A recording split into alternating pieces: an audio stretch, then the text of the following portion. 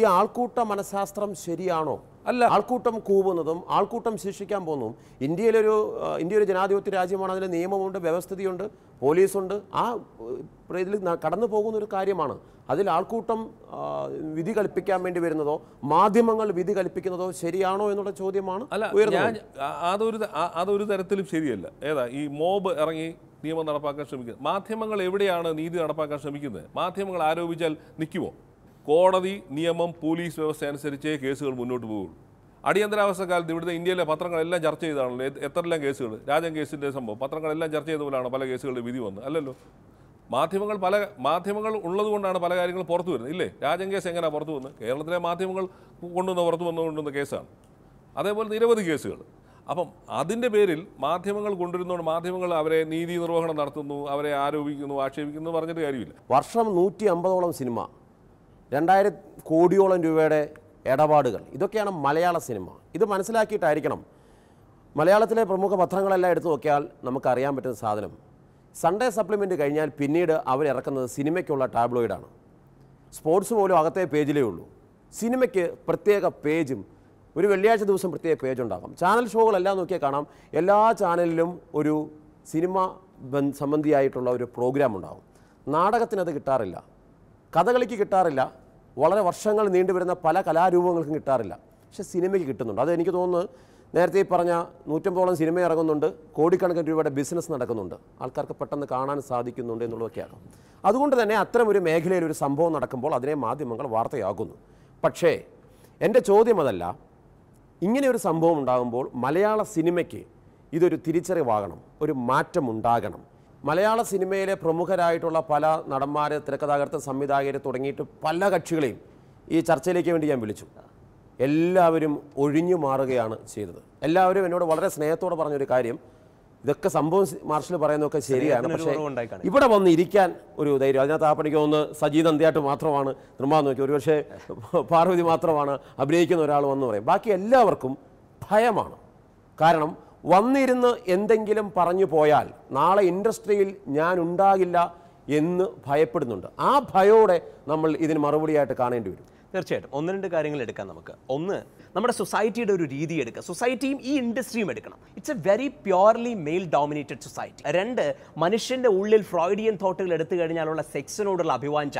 ഈ mail dominated ആയിട്ടുള്ള സൊസൈറ്റിയിൽ സെക്സിനോട് അഭിവാഞ്ചയുള്ള മനുഷ്യൻ, പവറിനോട് അഭിവാഞ്ചയുള്ള മനുഷ്യൻ നിൽക്കുന്ന ഒരു സൊസൈറ്റിയുടെ ഒരു ഭാഗമാണ് ഈ സിനിമയും. ഇനി മൂന്നാമത്തെ പ്രശ്നം എന്ന് പറയുന്നത് ഡ്രഗ്സാണ്. കലാരംഗത്ത് നിൽക്കുന്നതും കായിക രംഗത്ത് നിൽക്കുന്നതുമായിട്ടുള്ള പല ആൾക്കാരുടെയും ജീവിതത്തിനെ നശിപ്പിച്ച ഒരു സംഭവമാണ് ഈ ഡ്രഗ്സ് എന്ന് പറയുന്നത്. ഈ ഡ്രഗ്സിന് രണ്ട് സാധ്യതകളുണ്ട്, അല്ലെങ്കിൽ രണ്ട് സാഹചര്യങ്ങളുണ്ട്. ഒന്ന്, പലപ്പോഴും ഒരു എക്സ്ട്രീം ഇൻ്റലിജൻസിലേക്ക് നിൽക്കുന്ന ഒരു ക്രാഫ്റ്റ്മാൻ്റെ ഡീവിയൻ ബിഹേവിയറിലേക്ക് വളരെ എളുപ്പം നടന്നു കയറാൻ കഴിയുന്ന ഒരു സംഭവമാണ് ഈ ഡ്രഗ്സ് എന്ന് പറയുന്നത്. അതിന് ഒരു റെഗുലേഷൻ ഇല്ലാതെ നിലനിൽക്കുന്ന, കൃത്യമായ ചട്ടക്കൂടുകൾ ഇല്ലാതെ നിലനിൽക്കുന്ന ഒരു ഇൻഡസ്ട്രി കൂടാകുമ്പോൾ അത് പെട്ടെന്ന് അവിടെ ഇടിച്ചു കയറുകയും ചെയ്യും. അതിന് സിനിമയ്ക്കുള്ളിൽ നിന്നും മാക്ടെക്കോ ഫെഫ്കയ്ക്കോ അമ്മയ്ക്കോ ചെയ്യാൻ കഴിയുന്നതിനപ്പുറത്തേക്ക് ഇത് എവിടെ കിട്ടുന്നുവോ അതിനെ കൃത്യമായിട്ട് നിയമ സംവിധാനം കേർബ് ചെയ്യുക എന്നതിനപ്പുറത്തേക്ക് ഒരു സൊല്യൂഷൻ അതില്ല. ഞാൻ പറഞ്ഞു വരുന്നത്, ഈ പറയുന്നത് പോലെ ഇതൊരു വഴിത്തിരിവാണ്, ഇവിടെ എന്തോ വലിയ കാര്യങ്ങൾ ഇതുകൊണ്ട് സംഭവിക്കും, ഇതുകൊണ്ടൊരു മലയാള സിനിമ പരിപൂർണമായിട്ടും ഒരു പ്യൂരിറ്റൻ രീതിയിലേക്ക് പോകും എന്നൊക്കെ ചിന്തിക്കുന്നത് അതിനകത്ത് ഒരർത്ഥവുമില്ല. കാരണം സിനിമയ്ക്കുള്ളിൽ നിന്ന് മാത്രമല്ല, ഈ പറഞ്ഞതുപോലുള്ള സോഷ്യലായിട്ടുള്ള സിറ്റുവേഷൻസിലും നിയമ സംവിധാനത്തിൻ്റെ ഇടപെടലിലും നമ്മുടെ മനസ്സിൽ നിന്നുള്ള കാര്യങ്ങളിലും ഒക്കെ ഒരു മാറ്റം ഉണ്ടായിക്കഴിഞ്ഞാൽ മാത്രം ശരിയാകുന്ന ഒരു വിഷയമാണ്. ഇവിടെ ഏറ്റവും ജനങ്ങൾ ഇഷ്ടപ്പെട്ടിരുന്ന ഇന്ദിരാഗാന്ധി അറസ്റ്റ് ചെയ്തില്ലേ? എല്ലാവരും നിയമത്തിന് അതീതരാണ്. ദിലീപിന് മാത്രമല്ല, ദിലീപല്ല, നാളെ മമ്മൂട്ടിക്കായാലും അവർക്ക് കൊമ്പൊന്നുമില്ല. ഈ സിനിമാ സംഘടന ഈ അമ്മയെ താറുമാറാക്കാനാക്കുള്ള പ്രവർത്തനങ്ങൾ അണിയറയിൽ നടത്തിയിട്ടുള്ളതിൽ പ്രമുഖനായ ഒരു വ്യക്തിയും കൂടെയാണെന്ന് പറയാതിരിക്കാൻ നിർവാഹമില്ല എൻ്റെ അറിവ് അനുസരിച്ചാണെങ്കിൽ. ഈ നമ്മുടെ പലപ്പോഴുമുള്ള വിഷയങ്ങളുടെ ഒരു പ്രശ്നം, നമ്മൾ മുഴുവൻ പ്രശ്നങ്ങളെയും ആ സാഹചര്യത്തിൽ ആങ്കർ ചെയ്ത് നിൽക്കുന്ന ഒരു വ്യക്തിയിലേക്കോ ഒരു കാര്യത്തിലേക്കോ കൊണ്ടുവന്ന് നമ്മൾ കണക്ട് ചെയ്യും. അതായത് ഇപ്പോഴത്തെ പലപ്പോഴും ഉണ്ടാകുന്ന ചില സംഭാഷണങ്ങൾ കേൾക്കുമ്പോൾ തോന്നുന്നത് മലയാള സിനിമയിൽ ഇന്നേ വരെ ഉണ്ടായിട്ടുള്ള മുഴുവൻ പ്രശ്നങ്ങളുടെയും കാരണം ദിലീപ് എന്ന ഒരു വ്യക്തിയാണ്. അപ്പൊ ഈ വ്യക്തി ഇവിടുന്ന് മാറിക്കഴിഞ്ഞാൽ മലയാള സിനിമ വീണ്ടും പഴയ കാലത്ത് എന്തോ വലിയ പൂമരങ്ങൾ ഉണ്ടായിരുന്ന പഴയ കാലത്തേക്ക്, ഈ പഴയ കാലത്തെ പൂമരങ്ങളുടെ കഥ പഴയ കാലത്തെ പല നായികമാരും പലയിടത്തും കൊടുത്തിട്ടുള്ള ഇപ്പോഴൊരു കാര്യം പറയാം. കാരണം ഇതിപ്പോൾ ആ ഒരു നടി പരാതിപ്പെട്ടുകൊണ്ട് മാത്രമാണ് ഇതൊരു അന്വേഷണം. ഇത് വർഷങ്ങളായിട്ട് നടന്നുകൊണ്ടിരിക്കുന്ന ഒരു പ്രക്രിയയാണ്. ഒരാൾ തിരിഞ്ഞു നിൽക്കുമ്പോൾ മാത്രമാണ് ആ നോട്ടം മനസ്സിലാകുന്നത്. നമ്മൾ വിനയന്റെ കാര്യം പറയാം ഇതിനകത്ത്. ഇപ്പൊ വിനയനെയും ദിലീപിനെയും കണക്ട് ചെയ്തോളൂ, തുളസീദാസിനെയും ദിലീപിനെയും കണക്ട് ചെയ്തോളൂ. സുകുമാരൻ വിലക്കിയത് ദിലീപാണ്.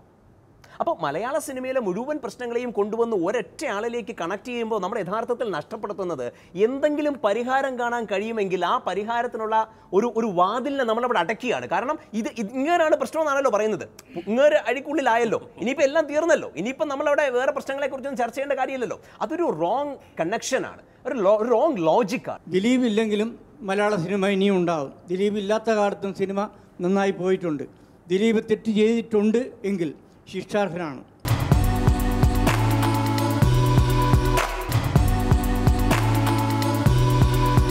സിനിമ ഒരു ബിസിനസ്സായിട്ട് മാത്രം കാണുന്ന നിർമ്മാതാക്കൾ, അതും മലയാള സിനിമയുടെ ശാപമല്ലേ?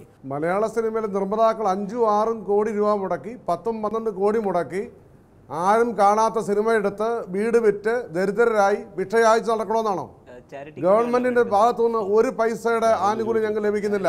ലോകത്ത് അത്ഭുതമാണ് മലയാള സിനിമ. 150 സിനിമ ഒരു പ്രാദേശിക ലോകത്തിന് അത്ഭുതമായി നിൽക്കുന്ന മലയാള സിനിമ, കലാമൂല്യമുള്ള മലയാള സിനിമ ഇന്ന് വാണിജ്യ സിനിമയായിട്ട് മാറുന്നു. അതിലേക്ക് അക്രമം വരുന്നു, അതിലേക്ക് മറ്റ് ഇടപെടൽ വരുന്നു, അതിന്റെ സംഘടനകൾ തന്നെ രണ്ടാകുന്നു. ഈ ഒരു അവസ്ഥ വന്നതിന്റെ പിന്നിലെ കാര്യങ്ങൾ ഒന്ന് ആലോചിച്ച് നോക്കിക്കൂടെ? ഞാനൊരു പടം എടുത്ത് സ്റ്റേറ്റ് അവാർഡ് കിട്ടിയ പ്രൊഡ്യൂസറായ നിഷാദം, ഒരു മനുഷ്യൻ കാണാൻ പോയില്ലല്ലോ, എൻ്റെ പൈസ പോയല്ലോ. ആര് തന്നു? നിങ്ങൾ ആരെങ്കിലും തന്നോ? ഗവൺമെൻറ് തന്നോ? ആരും തന്നില്ല, ഒരു സബ്സിഡി പോലും തന്നില്ല. അപ്പോൾ സിനിമ എടുക്കുന്ന നിർമ്മാതാക്കൾ എവിടെ നിന്നും കുലുക്കി കൊണ്ടുവന്ന പൈസയല്ല, അത് കള്ളപ്പണമല്ല. പിന്നെ പൊതുവായി എല്ലാവരും ചെളിയെറിയുക, ഞങ്ങളെല്ലാം മാഫിയാണ്, മറ്റേതാണ് മറിച്ചാണ്, എല്ലാവരും അല്ല. പക്ഷേ പത്രങ്ങൾ ഇടപെടുന്ന കാര്യം പറഞ്ഞു, മീഡിയ ഇടപെടണം ഞങ്ങൾ പറഞ്ഞിട്ടില്ല. പക്ഷേ ശകലം കൂടിപ്പോകുന്നില്ലേ എന്നൊരു സംശയമുണ്ട്. മാധ്യമങ്ങൾ ഇടപെടുന്നത് കൂടിപ്പോകുന്നുണ്ടോ? മാധ്യമങ്ങളുടെ ജാഗ്രത വളരെ നല്ല കാര്യമാണ്, 100%. അപ്പോൾ ഇതിനകത്ത് ഒരു പക്ഷേ എനിക്ക് എൻ്റെ അറിവിൽ ഒരു ആദ്യത്തെ കേസായിരിക്കും ഒരു ഗൂഢാലോചന തെളിഞ്ഞത് അല്ലേ? ഒരു റേപ്പിൻ്റെ തെളിയണം, അല്ലെങ്കിൽ വളരെ മോശമായിപ്പോയി, പറഞ്ഞതും ചെയ്തതുമല്ല. തെളിയാണെന്നുണ്ടെങ്കിൽ ഇപ്പം എനിക്കൊന്ന് റേപ്പിൻ്റെ ആദ്യത്തെ ഒരു കൊട്ടേഷൻ കൊടുപ്പാണെന്ന് തോന്നുന്നു. നമ്മളൊക്കെ ഗ്രൂപ്പ് സ്പിരിറ്റ് ഉള്ളവരാണ്, എന്തായാലും ഗ്രൂപ്പൊക്കെ ഇവിടെ നമ്മൾ നിന്ന് ഫൈറ്റ് ചെയ്യും. അപ്പോൾ അതിൻ്റെ പേരിൽ ഗ്രൂപ്പിൻ്റെ പേരിൽ വഴക്കിട്ടതിൻ്റെ ഓരോ വിഷയങ്ങളെടുത്ത് ചൂണ്ടിക്കാണിച്ചിട്ട് ഇയാളൊരു വലിയ ക്രൂരരാണെന്നൊക്കെ പറയുന്നത് കേൾക്കുമ്പോൾ നമുക്ക് ഇങ്ങനെയൊക്കെയാണോ നമ്മൾ ചർച്ച ചെയ്യേണ്ടത് എന്ന് എനിക്ക് വ്യക്തിപരമായി തോന്നിയിരുന്നു. എൻ്റെ നാട്ടുകാരൻ ഉടനാവട്ടംകാരൻ 100 ഡിഗ്രി സെൽഷ്യസ് എന്ന് പറഞ്ഞ് 5 നായികമാരെ വെച്ചൊരു പടം എടുത്തു. അപ്പോൾ അതിൽ നായകന് പ്രാധാന്യമൊന്നുമില്ല, പക്ഷേ നായികയ്ക്കാണ്. ആ സിനിമ എത്ര ദിവസം തിയേറ്ററിൽ വന്നൊന്നും എത്ര പേര് കണ്ടൊന്നും എനിക്കും അറിയില്ല. ഞാൻ പറഞ്ഞത് അപ്പോൾ ആ കാഴ്ചപ്പാടുകൾ മാറേണ്ടിയിരിക്കുന്നു. പിന്നെ മാത്രമല്ല ഒരു ചെറിയ കാര്യം കൂടെ, എന്തുകൊണ്ട് സിനിമ, ഇപ്പം ചേട്ടൻ പറഞ്ഞല്ലോ, എന്തുകൊണ്ട് ഈ കഥകളി കലാകാരന് കിട്ടാത്ത പ്രാധാന്യം സിനിമാക്കാരന് കിട്ടുന്നു? സിനിമയും രാഷ്ട്രീയവും സ്പോർട്സുമാണ് ലോകം നിയന്ത്രിക്കുന്ന 3 മേഖലകൾ. അതിൽ രാഷ്ട്രീയത്തിൽ അധികാരവും പണവും ഉണ്ടാകാം, സ്പോർട്സിനും ഏറെക്കുറെ അങ്ങനെ ചെയ്യാം. പക്ഷേ ഈ സിനിമയിലേക്ക് അധികാരം, പണവും പ്രശസ്തിയും 3 കൈകടന്ന് വരികയാണ്. രാഷ്ട്രീയത്തിലെ പ്രശസ്തിയും പണവും അധികാരവും എല്ലാം തന്നെ സിനിമയിലൂടെ നേടിയെടുക്കാൻ പറ്റുമെന്നുള്ള ഒരു ചിന്ത സിനിമാക്കാർക്ക് ഉണ്ടാകുമ്പോഴാണ് ഈ സിനിമാക്കാരനെ ഒരു പരിധിക്കപ്പുറത്തേക്ക് പ്ലേസ് ചെയ്യപ്പെടുന്നത്. ഏറ്റവും പ്രധാനപ്പെട്ട ഒരു കാര്യം, ഈ അച്ഛൻ നേരത്തെ പറഞ്ഞ പോലെ ഇതൊരു ബിസിനസ്സാണ് അല്ലേ? ഈ ബിസിനസ്സിൽ ഏറ്റവും കൂടുതൽ സെല്ലബിളായിട്ടുള്ള ഫേസസ് ഏതാണോ, ആ ബ്രാൻഡഡ് ആയിട്ടുള്ള ഫേസസ് ഏതാണോ, അതിലേക്ക് പൈസ ഇടുന്നത് ബിസിനസിന്റെ നിയമമാണ്. ആ ബിസിനസ്സിൽ കാശിടുമ്പോൾ ചിലപ്പോൾ നമുക്ക് നഷ്ടം വരാം, ചിലപ്പോൾ നമുക്ക് ലാഭം വരാം. നഷ്ടം വരുമ്പോൾ എന്നെ താങ്ങിക്കോണമെന്ന് പറയുന്നവർ ഒരു പരിധിക്കപ്പുറം ലാഭം വരുമ്പോൾ ഞങ്ങൾ വിചാരിച്ചതിനേക്കാൾ ലാഭം കിട്ടി, ഇത് ഞങ്ങൾ സർക്കാരിൻ്റെ ഖജനാവിലേക്ക് അടയ്ക്കുന്നു, അല്ലെങ്കിൽ ഇത് ഞങ്ങൾ പാവപ്പെട്ട ഇത്രയും പേർക്ക് തരുന്നു എന്ന് പറയാറുണ്ടോ? ഞങ്ങൾ പൊട്ടുമ്പോൾ ഞങ്ങളെ താങ്ങണമെങ്കിൽ ഞങ്ങൾക്ക് കയ്യടി കിട്ടുമ്പോൾ ആ കയ്യടിയുടെ പങ്കും നിങ്ങൾക്ക് കൂടെ ഉള്ളതാണെന്ന് പറയണം. അപ്പോൾ കിട്ടുന്നതെല്ലാം ഞങ്ങൾക്ക്, പൊട്ടുമ്പോൾ നിങ്ങൾ താങ്ങിക്കോണം എന്ന് പറയുന്നതിനകത്ത് ഒരർത്ഥവുമില്ല. കലാമൂല്യമുള്ള സിനിമകൾ എടുക്കുന്ന പ്രൊഡ്യൂസർമാര് വീട്ടില് അരിക്ക് പകരം കലാമൂല്യം ഇട്ടാൽ ചോറാവില്ല. ഒരു വർഷത്തിൽ കലാമൂല്യമുള്ള സിനിമകൾ എടുത്തോളണമെന്ന് നിങ്ങളെ ആരെങ്കിലും നിർബന്ധിച്ചോ? ഈ കലാമൂല്യമുണ്ട് എന്ന് പറയുന്ന സിനിമകളെ സത്യസന്ധമായി വിലയിരുത്തുന്ന അവാർഡ് കമ്മിറ്റികൾ നമ്മുടെ നാട്ടിൽ കുറഞ്ഞു. ഇപ്പം ചാനലുകൾ അവാർഡ് കൊടുക്കാൻ തുടങ്ങിയ പിന്നെ എല്ലാ കമേഴ്ഷ്യൽ സിനിമയിലേക്കുള്ള ഫോക്കസ് മൊത്തമായിട്ട് പോയി. അപ്പോൾ ഒരു എലിപ്പത്തായം ഇനി നമ്മുടെ നാട്ടിൽ നിന്ന് ഉണ്ടാവില്ല. എൻ്റെ സംശയം ഇത്രയേ ഉള്ളൂ, മലയാള സിനിമ ഇങ്ങനെ പോയാൽ, ഈ അടാപിടിയും ഇത്തരം കൊട്ടേഷനും ഒക്കെ ആയിട്ട് പോയാൽ ഇതിൻ്റെ ഗതി എന്താ? എനിക്കിപ്പോഴും മനസ്സിലായി, ഞാൻ വീണ്ടും ആവർത്തിക്കും, ഇതൊരു ബിസിനസ്സാണ്. ഇതിനെ ബിസിനസ്സായി തന്നെ കാണണം. കാരണം എത്ര പേർക്ക് ജോലിയുള്ളതാണ്. ഒരു 10-20,000 പേര് ഡയറക്ട്ലി ഇൻഡയറക്ട്ലി ജോലി ചെയ്യുന്ന ഒരു ഏരിയയാണ്. ഇതൊരു ബിസിനസ്സായി കണ്ട്, ഇതിനെ ഒരു ബിസിനസ് മോഡായിട്ട് കണ്ട്, ഇതൊരു ഇൻഡസ്ട്രിക്ക് വേണ്ട റെഗുലേഷൻസ്, ഇതിനകത്ത് അച്ചടക്കം, ഇതെല്ലാം ഉണ്ടെങ്കിൽ ഈ ബിസിനസ് നന്നായി പോകും. ആര് പറഞ്ഞു നന്നായി പോകത്തില്ല? ഇപ്പോൾ എല്ലാ സിനിമ ഇൻഡസ്ട്രിയിലും പ്രോസ് ആൻഡ് കോൺസ് ഉണ്ട്. ഇപ്പോൾ സൽമാൻ ഖാനെ പിടിച്ചു, അത് വലിയ വിവാദമായി. But still Salman Khan is running very well. അവൻ്റെ പടം എല്ലാം 100 കോടി അധികം കഴിയുന്നുണ്ട്. ഇപ്പോൾ ദിലീപിൻ്റെ കേസിൽ നമ്മൾ മീഡിയക്കാർ, നമ്മൾ ജനങ്ങൾ തന്നെ മറ്റ് ഹോളിവുഡും ടോളിവുഡിലൊക്കെ നമ്മൾ നമ്മുടെ മലയാള സിനിമയെ we are degrading it by showing this only in the media. ദിലീപിനെ നന്മ നിറഞ്ഞ കഥാപാത്രങ്ങളിലൂടെ കണ്ട ദിലീപിനെ, ഹീറോയായി കണ്ട ദിലീപിനെ, ആ ദിലീപിന്റെ സിനിമ കാണാൻ വേണ്ടിയാണ് ഒരുത്തൻ രാമലീലയ്ക്ക് പോകുന്നത്. അപ്പോ ആ ദിലീപ് എന്ന വലിയൊരു പിക്ചർ ബിംബം ഉടഞ്ഞു പോയെങ്കിൽ ആ സിനിമ കാണാൻ ജനം പോകത്തുമില്ല. കാരണം ആ ബിംബം കാരണമാണ് ആ സിനിമയ്ക്ക് ആൾ പോയിക്കൊണ്ടിരുന്നത്. അപ്പോൾ ആൾക്കാർ കാണുന്നു, അല്ലെങ്കിൽ ഒരു പടം കൊമേഴ്സ്യലി സക്സസ് ആകുന്ന ഒരു പടത്തിന്റെ കലാമൂല്യം നഷ്ടപ്പെട്ടു നമ്മളെങ്ങനെ വരുത്തി തീർക്കാൻ പറ്റും? മഹേഷിന്റെ പ്രതികാരം എത്രത്തോളം കലാമൂല്യമുള്ള എത്ര രസകരമായ ഒരു സിനിമയാണ്. അല്ലെങ്കിൽ ലെഫ്റ്റ് എന്ന് പറയുന്ന ചേട്ടൻ പറഞ്ഞതുപോലെ സന്ദേശം സിനിമ ഒരു കാലഘട്ടത്തിൽ, ആ കാലഘട്ടത്തിൽ രാഷ്ട്രീയം പറഞ്ഞിറങ്ങിയെങ്കിൽ ഈ കാലഘട്ടത്തിൻ്റെ രാഷ്ട്രീയം പറഞ്ഞിറങ്ങിയ സിനിമയാണ് ലെഫ്റ്റ് എന്ന് പറയുന്ന പടം. ആരും അത് കണ്ടില്ലെന്നുള്ളത് യാഥാർത്ഥ്യമാണ്. ഇപ്പം നമുക്ക് ദിലീപ് എന്ന് പറയുന്ന വ്യക്തി കുറ്റക്കാരനായിക്കോട്ടെ, അത് തെളിയിപ്പം സാറ് നേരത്തെ പറഞ്ഞൊരു ചെറിയ ചെറിയ മിസ്റ്റേക്ക് പറയാം. കാര്യം കുറ്റകൃത്യത്തിൽ നേരിട്ട് പങ്കെടുത്ത ആളാണ് പൾസർ സുനി. അതുകൊണ്ട് തന്നെ അയാൾക്ക് ഇതേ മനുഷ്യാവകാശം നമുക്ക് ഒരിക്കലും കൊടുക്കാൻ പറ്റില്ല.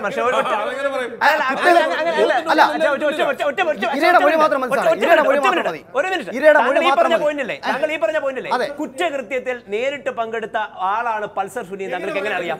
ഇര പറഞ്ഞു. ഞാൻ പറയുന്നത് ശരിയാവും. അല്ല, ശരിയാവില്ല. കോടതി വിധിക്കുന്നത് വരെയും ശരിയാണെങ്കിൽ ഈ പറഞ്ഞ ന്യായത്തിൽ പൾസർ സുനിക്ക് ബാധകമാണ്. അല്ല, ഒരിക്കലുമല്ല. സ്ത്രീ കൊടുക്കുന്ന മൊഴിയുടെ അടിസ്ഥാനത്തിൽ കോടതി കുറ്റക്കാരനാണെന്ന് പറയുന്നവരെയും ഒരാളെ കുറിച്ച് പറയാൻ മാധ്യമങ്ങൾക്ക് കഴിയില്ല എങ്കിൽ അത് ദിലീപിനും പൾസർ സുനിക്കും ഒരു. ഞാൻ പറഞ്ഞു അങ്ങനല്ല. കുറ്റകൃത്യത്തിൽ നേരിട്ട് പങ്കെടുത്ത ഒരാൾ പ്രതി എന്ന് ഞാൻ വിളിച്ചില്ല. കുറ്റാരോപിതൻ പറഞ്ഞല്ലോ. ഒരേ മനുഷ്യാവകാശം കൊടുക്കാൻ പാടില്ലെന്നാ പറഞ്ഞത്. പറഞ്ഞോട്ടെ. അതായത് താങ്കൾ നേരത്തെ ചോദിച്ചൊരു ചോദ്യം ഉണ്ടാവും. അതായത് ഇപ്പോ ഈ പറയുന്ന വിഷയത്തിൽ സിനിമാക്കാർക്കുണ്ടായിട്ടുള്ള ഏറ്റവും വലിയ പരാജയം എന്താണെന്ന് വെച്ചാൽ, മാധ്യമ ചർച്ചകൾ ഇത്രയും നെഗറ്റീവായിട്ട് വ്യാഖ്യാനിക്കാനുള്ള കാരണം ദിലീപിനോട് എതിർപ്പുള്ള മുഴുവൻ ആൾക്കാരും ചർച്ചയ്ക്ക് വന്നു. ദിലീപിനെ ന്യായീകരിക്കാൻ കഴിയുന്ന ഒരൊറ്റയാളെ അഭ്യർത്ഥിച്ച് കാല് പിടിച്ച് വിളിച്ചാൽ പോലും സിനിമാ രംഗത്ത് നിൽക്കുന്ന അമ്മയുടെ പ്രതിനിധികളോ ഇതേ മാത്രമുണ്ട്. ഓരോരൊറ്റയാളും ചർച്ചയിലേക്ക് വരികയില്ല. അപ്പൊ പിന്നെ ഇംബാലൻസ് ആയി ഡിസ്കഷൻസ് മുന്നോട്ട് പോകും.